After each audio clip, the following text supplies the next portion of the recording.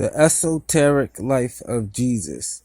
Many aspects of Jesus' hidden esoteric life are unknown to Orthodox Christians.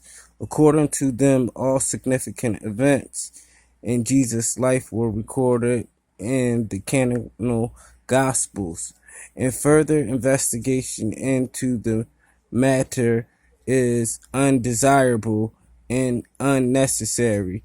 However, several questions are raised by scholars, the most notable of which are the lack of information on Jesus' spiritual, mystical, and secular training, the non-chronological of Jesus' activities between the time of his debate with the doctors of the law in the temple at age 12. What happened in the interim? Though esoteric Christianity is deafeningly mute on the matter, the esoteric side, which is psychic research, gives some light.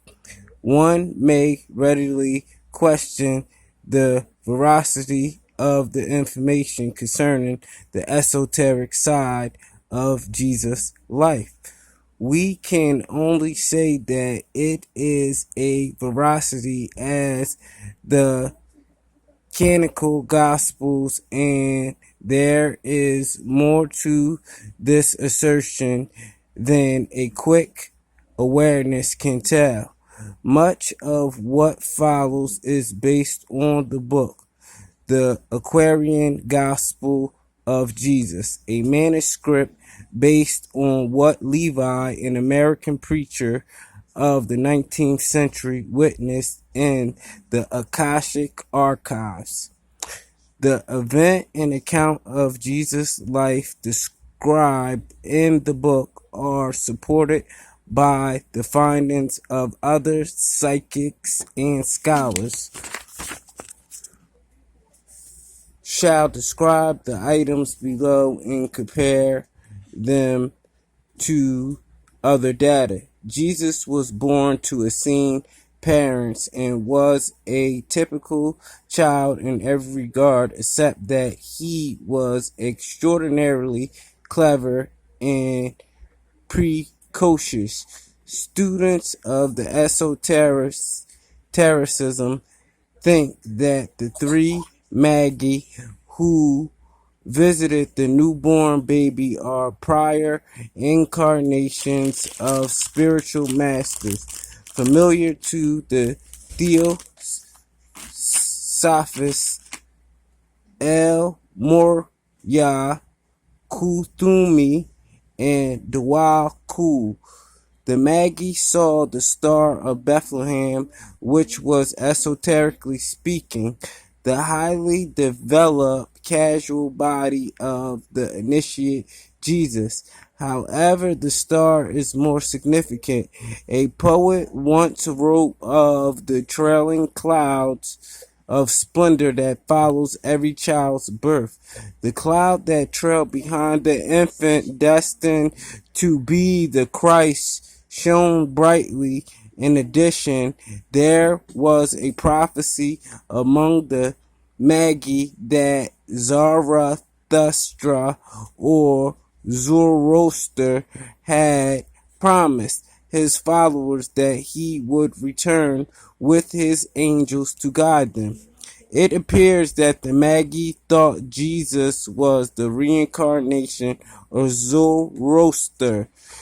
Throughout Jesus' prenatal and early life, a divine figure appears.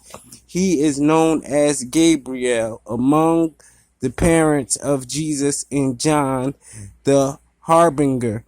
Based on the Essenes' interest in the child Jesus and the characteristic nature of their higher ranked members, Gabriel was most likely one of their holy brethren who was skilled in the practice of bilocation or psychic projection. This high archangel may have also cast a shadow over one of its comrades. Whatever form Gabriel took, he was clearly helpful in relaying critical messages and defending the Holy Family from hostile powers. After learning that an infant had been born and was destined to be king of Israel, Herod ordered his soldiers to slaughter every child in the kingdom. The parents of Jesus, Joseph, and Mary fled to Egypt, carrying the promised child with them. So far, the event described are consistent with the canonical Gospels. Nevertheless, the accounts of Luke, Mark, Matthew, John neglect to chronicle further developments that were critical to Jesus' spiritual training. The masters of Egyptian brotherhood taught Mary and her cousin the workings of cosmic law and spiritual concepts in Zoan, Egypt. These diverse teachings were imparted to them with the intention of ultimately passing them on to Jesus and his precursor, John the Harbinger, at the appropriate time. After a few years of educational activities, the mothers were told to return to Israel.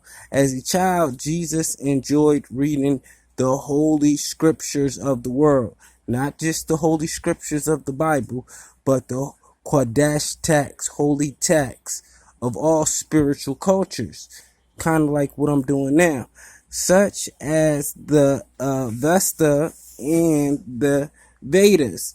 He was particularly fond of David's Psalms and memorized the majority of what he read. Following the events revealed the embodiment of love. I'm going to stop right there and do another video.